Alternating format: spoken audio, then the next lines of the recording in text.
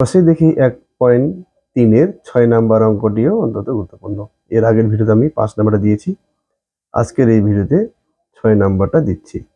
এটি খুব মনোযোগ সহকারে দেখবে। অঙ্কটি দেখো, 2 অঙ্কের একটি সংখ্যা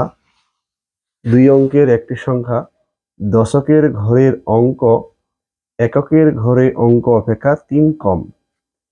সংখ্যাটি থেকে উহার অঙ্ক দুটির গুণফল বিয়োগ করলে বিয়োগফল 15 হয়।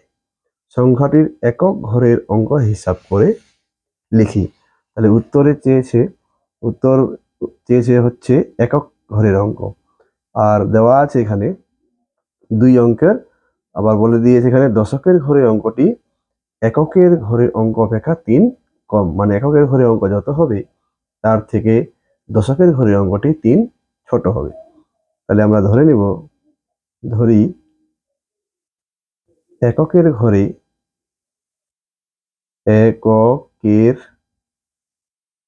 ঘরের অঙ্কটি সমান সমান x। এককের ঘরের অঙ্কটি সমান সমান x। তাহলে দশকের ঘরের অঙ্কটি হয়ে যাবে দশকের ঘরের অঙ্কটি হবে x - 3, কারণ 3 কম বলেছে।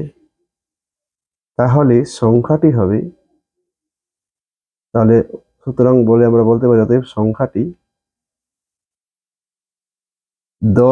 দশকের ঘরে আছে এটা, তাই 10 দিয়ে x - 3 প্লাস 1 মানে 1 দিয়ে x গুণ করতে হবে। তাহলে আমরা সংখ্যাটা পেয়ে যাব। তাহলে 10-এর সঙ্গে x গুণ করলে হয় 10x, মাইনাস 10-এর সঙ্গে 3 গুণ করলে হয় 3 × 10 = 30, তারপরে 1x। তো এখানে 10টা, এখানে 1টা, তাহলে টোটাল হয়ে গেল 11টা x - 30।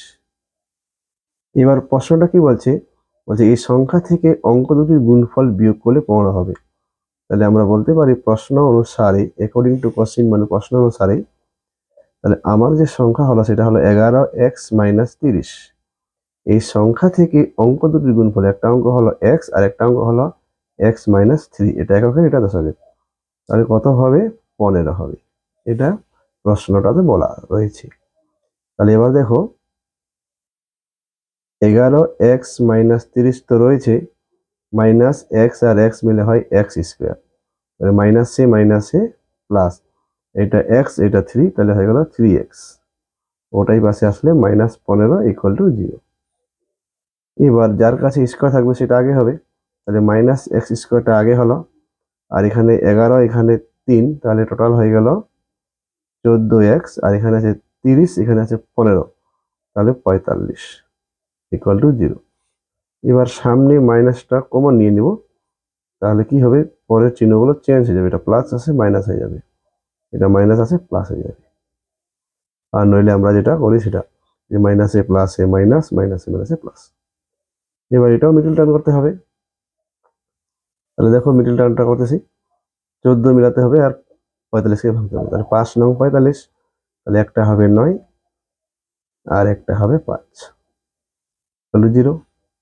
তাহলে হয় x - 9 = 0 और x = 9, অথবা